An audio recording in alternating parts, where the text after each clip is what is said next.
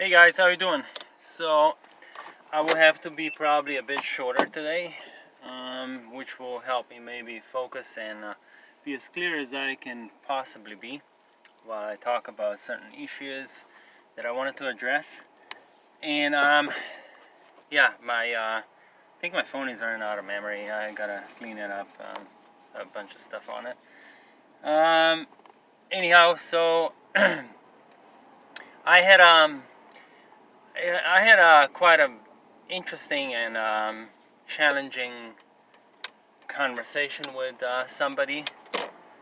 You know, at times I would be annoyed, but then at some other times I would, you know, there was a point that this person brought up when I mentioned veganism. Just to clarify, okay, plant-based diet is about just solely diet. You know, what you eat, what you ingest. Now, veganism, for those that don't know how that really goes, veganism is not just about the diet. So when you meet somebody that claims to be a vegan, what they're trying to tell you is, you know, if they're true to it, of course, that they are adopting this lifestyle, the entire lifestyle, that refrains from hurting and exploiting animals. You know, and so that doesn't only it's not only in regards to what we eat, it's also what we put on ourselves, as in clothes, you know, what kind of I don't know, sofa you buy, what kind of do you buy leather seats in the cars, leather, are you like obsessed with that, you know, thing, and you don't care about the suffering of the animals that actually have to give up their skin. You know what that means, right? They kill them, obviously. They don't just walk around with no skin on. And and so on and so on and so on. So it's not only the diet. So veganism is a lifestyle. So all right. So this person challenged me in the sense that when he said, you know, I don't like vegans because they have this elite, this holier than thou perception. Because in reality, vegan lifestyle is a privilege, and I totally agree with it. I do, because in reality, in many places on Earth where people live, there are no optimal conditions for growing plants, or at least not enough plant life to sustain, you know, whole communities. So yes, we are privileged that can survive or eat, consume only plant-based foods. That means we have an abundance of plant life. That's what that means.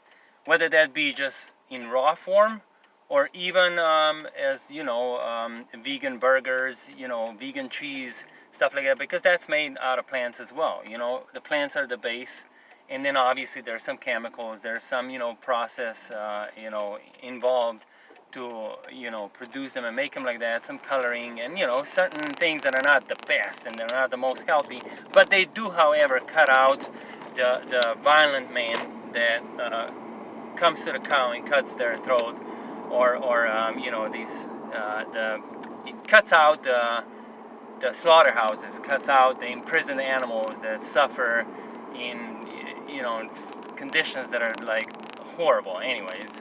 So that torture is taken away. However, those things may not be the healthiest for you. However, they are still better than lots of those heavy foods, heavy protein, heavy saturated fat foods. So they're still better at any time, any day, because simply they don't contain the adrenaline that is released in the flesh of an animal that is absolutely horrified. And of course it's horrified because he knows that the death is coming. So no matter how nice you treat them when you kill them, it's like they know that the internal instinct is there, something bad is about to happen to them. So the instinct of survival kicks in, releases the adrenaline throughout the whole, bloodstream, gets into all the tissue.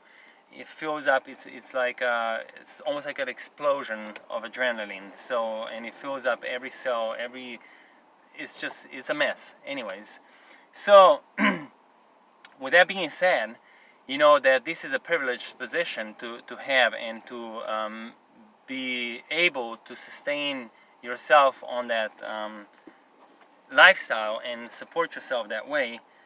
I want to say something. I want to drive this point somewhere else. As much as it is a privileged position and a privileged diet, you know, and a lifestyle, you have to understand one thing. Yes, we may not be able, each one of us, at that same moment, to abandon, you know, our traditional barbaric diet, basically, and just go straight up and become vegans or plant-based, or switch onto to a plant-based diet in a matter of a day. Yes, I'm not delusioned that that's gonna happen, and that's you know, the right thing to do. It may be the right thing to do, but however, I am of course aware that it's not a realistic thing for quite a few people on Earth.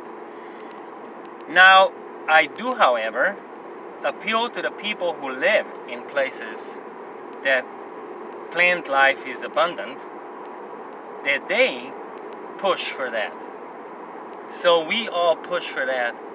And even if you you know, dislike processed foods and you think vegan burgers are crap, if it cuts out the violence and hurt and you know, terror and I mean horror, then who cares?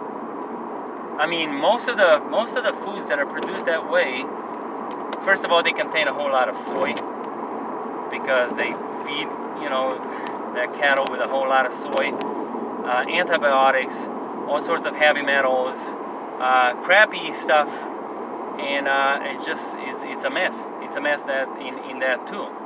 So, and I know there's quite a few of you who are like, wow, but I don't eat that, I eat locally grown and blah blah blah and all that stuff. Fine, great. However, you still do not prevent the adrenaline to spread through the flesh, because the animal is absolutely terrified, because it senses that a danger is coming to it, and you know, defense mechanism that it's of biological nature reacts to it. So you can't prevent that. You cannot stop this. It doesn't matter how you know, how much joy the cow had until that moment, or a pig, or it's an absolutely stupid argument, you know. And you can stand for it as much as you want, and you go ahead and do what you want to do, and you know, continue your life that way. Whereas, like I'm saying, I would appeal to everybody who lives in places where the plant life is, you know, where they're optimal for growth of plant life, to start switching, because guess what? We need to start demanding, because that's how this works. Demand, supply and demand. You see, it's like, if we start, those of us who are in this privileged position, if we start demanding more of that, all of us, and stop making excuses, then we can and we will support and finance the technologies that are already available, but instead of those technologies to be weaponized for hurt and profit and you know, destruction, we will turn them pro-life. So, you know, if those of us who are in privileged position, like I say, and I keep repeat that, so that you understand, if we switch and we suddenly start supporting that, even buying a vegan burger, you support a business who uses technologies for producing food at a mass scale that cuts out violence, that cuts out, you know, all these bad things that has to happen to a creature, to an innocent creature, so that he lands on your plate, or a piece of it to land on your plate, you know. And just imagine how much of that food is also being trashed, how much of it is produced massively or on mass scale just to be convenient, just just so you can go to a store like basically, just about at any time you want to.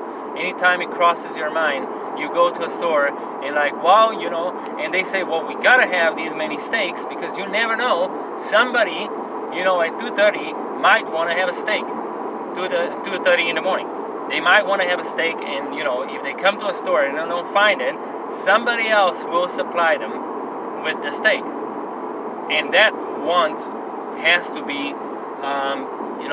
be fulfilled. And so we have to do that in order to stay in business. So we have to start switching, because that's how we're gonna start helping and supporting. And those of us who did already support those other technologies, those other brands, those other firms, those other companies that invest more into the other alternative solutions, you see? And if we do that, we will start strengthening that economical and that, also lifestyle support system, that's infrastructure for that. So then we can use that technology at places where plants otherwise would not grow, or where plant life is scarce,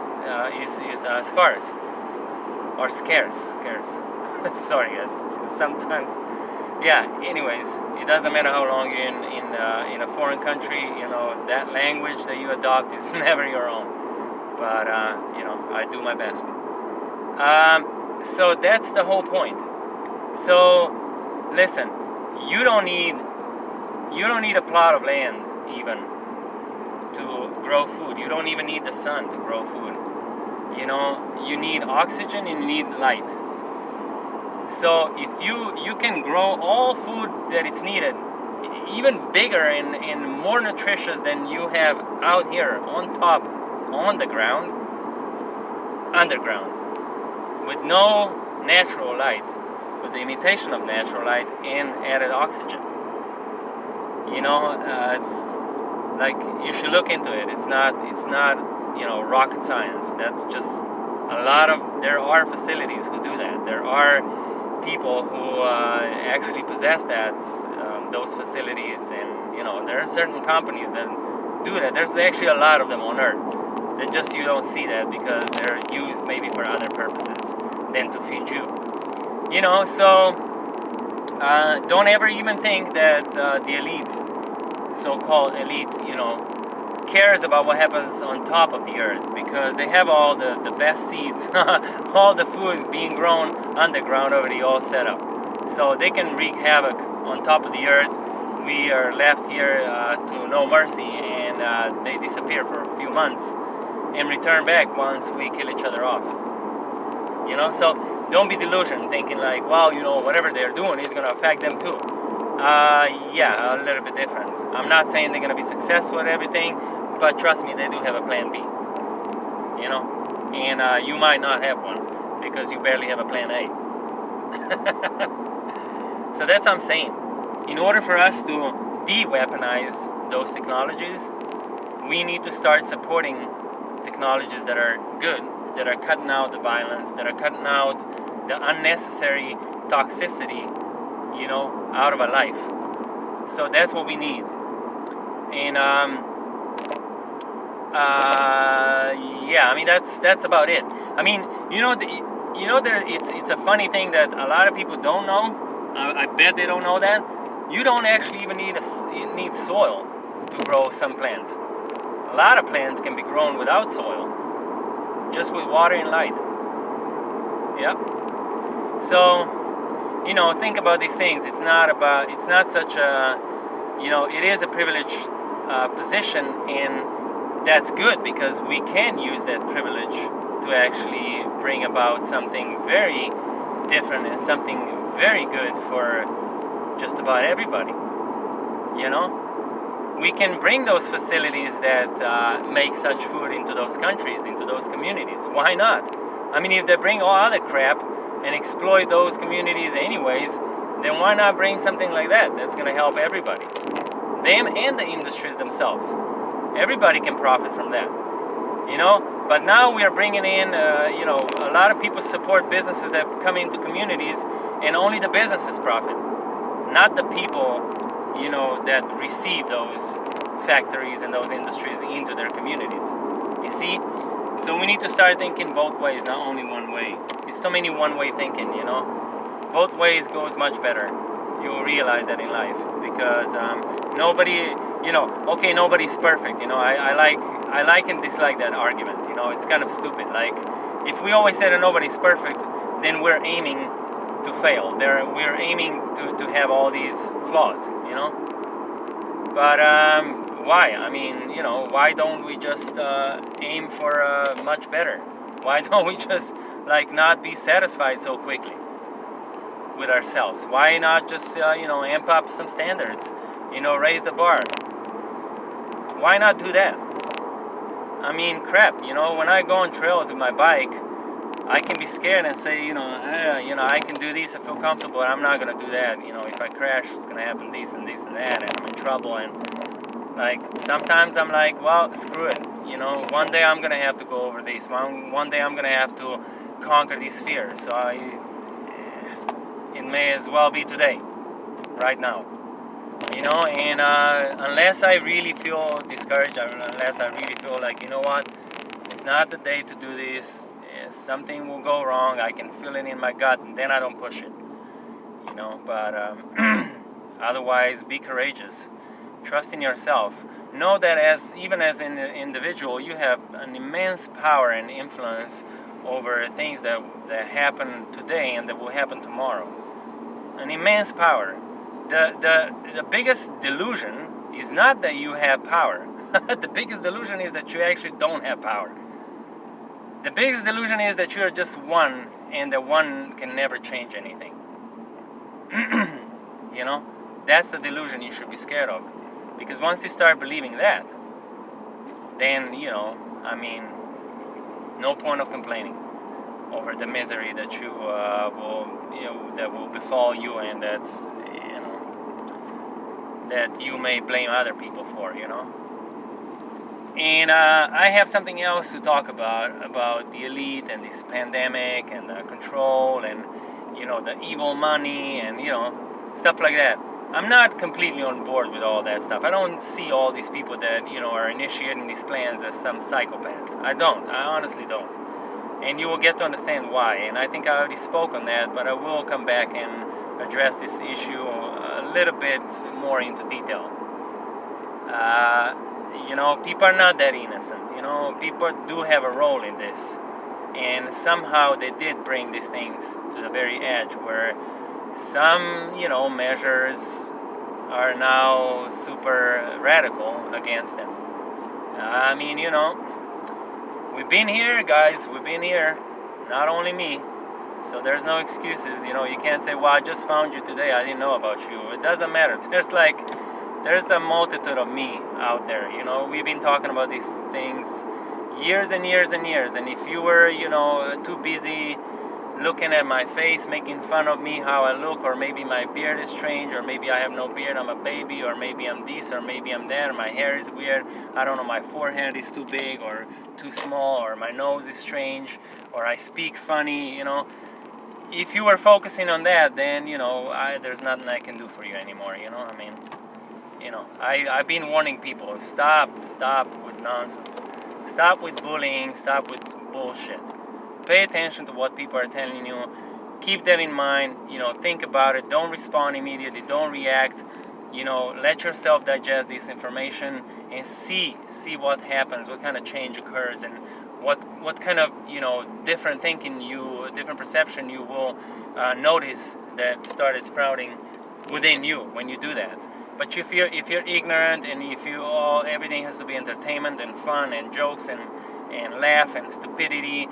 And that's just a reflection of your own ignorance and also arrogance, because it doesn't matter how somebody looks, where they come from, how they speak. Listen to them.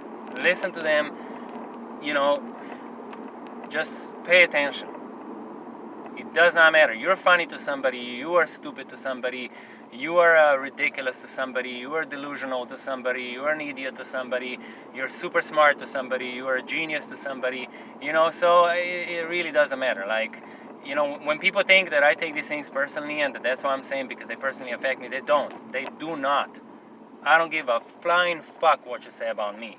You understand that? I don't care. But your time is valuable, and I'm trying to here assist you with some additional insights that most people don't have because they cost. They cost discipline, they cost, devotion, dedication, they cost actual love. You have to give a lot of love to yourself and to the information you're receiving in order to, grow that in you, grow within you, so that you can then one day look at things and see it much more clearer. Much clearer. So you can get the big picture and you can start forgetting about the stupid small details that everybody's so distracted by, or a lot of people are distracted by them. So me as that kind of person, I just look past them. I don't even care about the distractions. They're stupid. So that's why, when I listen to people, I don't go joke about how they look or how they speak, or I don't give a crap, man. Like, everybody has their own way, the important thing is, are they bringing any substance to your life? Are they speaking about something that you actually can sense and feel, the pure intention, the love behind it? Do they, do you feel that they're honest, genuine? Or they're just saying things because they read stuff somewhere and they're repeating stuff and, composing a bunch of cliches together? I understand you're bothered by those people, but you don't need to comment and bully them just so you can disregard their intentions. Their intentions may not be actually really bad, but they may not have found a way, and they may not have done enough work to be able to be up there and basically talk to people and actually give them something. So maybe they need to go back to a drawing board and figure out that maybe they have missed. They have some holes in their a whole approach and their whole process of everything that happened to them.